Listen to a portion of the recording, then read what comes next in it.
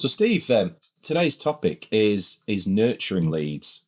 I think it's probably best to start off by just saying specifically what that is. If we imagine we're running marketing campaigns or we've got a website running, we can get inquiries, obviously.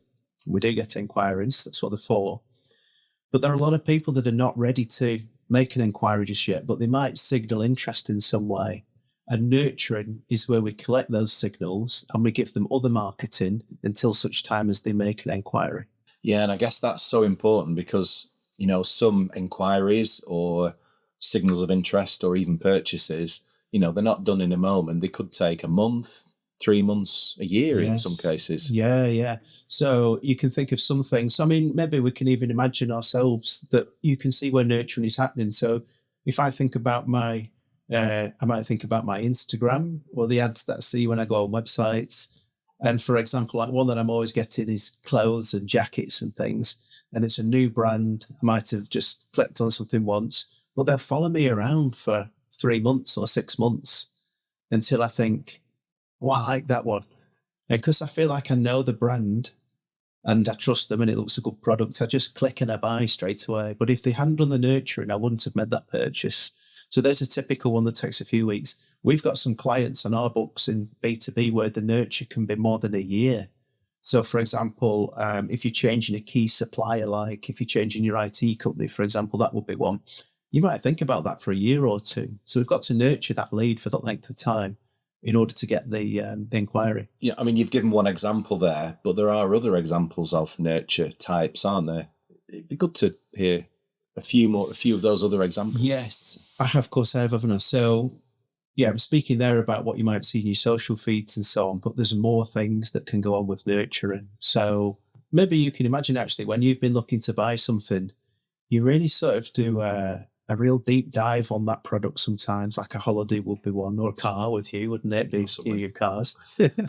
You can spend months doing your deep dive. So there's different things that you do. Obviously, you've got to be able to go online and find content and so go and learn about a business or a topic. So this video would be one example, wouldn't it? If it works as a nurture and, it's helping people who are interested understand more about us and what we speak about. So you've got to have the content there. Then we can use ads, obviously. So display ads, image ads, video ads. And all we need is a signal that you've been to our website or you've engaged with some campaign, or maybe you've gone to our site and you've engaged with something there that tells us specifically what you're interested in. So it might be that you've downloaded a certain white paper or you've used an online tool and that tells us you're interested in X, Y, or Z. So we're going to serve you ads directly related to that. The other big one is email automation, where you give your email address in return for something, but then you get a sequence of information over a number of weeks. And that can take you from being curious to being a fully educated, self-sold. You put an inquiry through and it's like, I just want to sign up for this, or I just want to buy this. And you've done the sales pitch yourself, really, from home. I suppose, yeah, and in describing the way, I mean, there's different ways of lead nurturing. You've described a couple of them there. Yeah. I mean, you've implied that with the very long lead times of certain products and services, clearly you need to, keep people aware of them. But could you go into just give us a little bit more detail on why it's so important as part of that wider marketing activity? There's two really key reasons why. Certainly, if you've got a paid spend, you should also be nurturing leads as well. And one of the reasons is if you've got a paid spend, you're investing in getting that first interaction from somebody. So that might be through pay-per-click, somebody searching, or it might be that you're serving display ads, but you're getting new prospects coming to you. Most sectors, the new prospects isn't going to convert on that first instance, but if they show some interest, maybe it's just that they open a post and read it. We want to collect those signals and send them, the people that are interested, send them deep marketing and, more campaigns until such time as they do convert. So it's going to get you more, for whatever your paid spend is, it's going to get you a bigger result from it. It's quite cheap to run remarketing and nurturing ads. So yeah, if you're going to spend a certain amount, you might as well spend a little bit more and get more for it. The really big advantage is any lead or inquiry or sale that you get through nurturing, that's somebody that's self-filtered themselves and educated themselves on you. So you get a much, much better quality of lead as well. So you get more leads if you nurture, and you also get much better quality of, sort of self-filtered leads.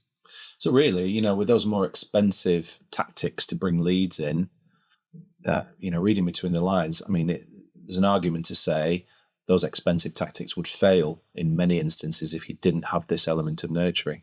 Yeah, or I could say, if I imagine our marketing or some of our clients' marketing, you've got a monthly spend on ads, whatever it might be, a couple of thousand or 1,000 or 4,000 or something. And if you're spending that, you only have to turn on an extra 20% of spend on nurturing, and the lead volume can just disproportionately grow from there. So why wouldn't you have it switched on? So with that topic, as we've explored that topic in a bit more detail, do you have sort of a key takeaway?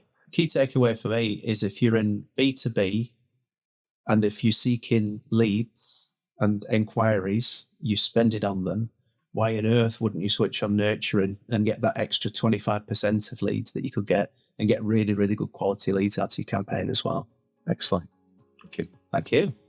Benchmark your company's digital marketing with this free tool. It takes 5 minutes to audit your strategy, and you get a free report with recommendations.